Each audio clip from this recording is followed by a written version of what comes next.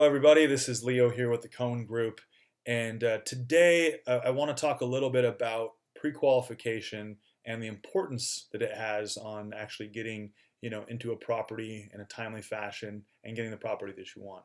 So a lot of the times when we start looking at properties, we're so eager to go look and just we just want to go take a look, and we don't really want to be pressured into anything. And this is not about pressuring anybody into anything. It's just about the best way to go about it so that you don't get hung up later on in the transaction.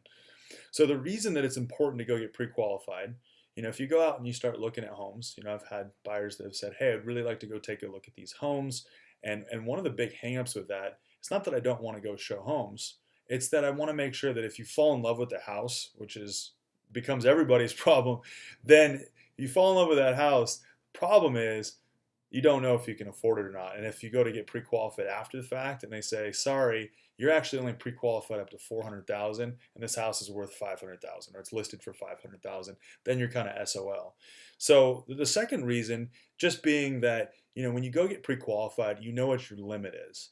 And what I always tell my buyers is, look, hey, listen, just because you're pre-qualified up to 400,000 doesn't mean we need to spend that amount of money. That's just your limit based on your income, your credit, and your debt, right? And your debt to income ratio. So I like to actually focus on finding you something that will actually save you money every month because I want everybody to have a life. It's important to have a life. For example, when I got pre-qualified and we bought a house, I got pre-qualified up to 350, but we actually ended up buying a house for 230.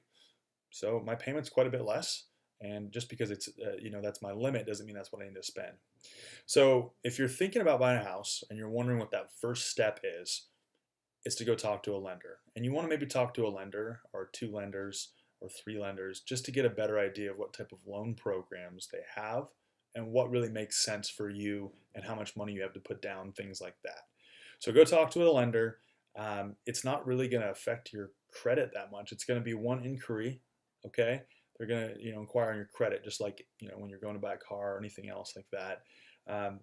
But you're not going to get roped in anything. It's just a discovery step, right? You're just going to see if you were to buy a house, what you could afford. And you know what? A lot of the times, if you're not able to buy a home right now, the lender will actually give you the steps that you need in order to go ahead and find out what you need to do to buy a house. So they might say, hey, what I would recommend doing is just holding off on buying a house. I would recommend getting your credit score up a little bit, and then I would recommend paying down this bill, this bill, this debt, and then come back and we can get you pre-qualified for a little bit more amount. So that always comes down to who you're talking to as a lender as well.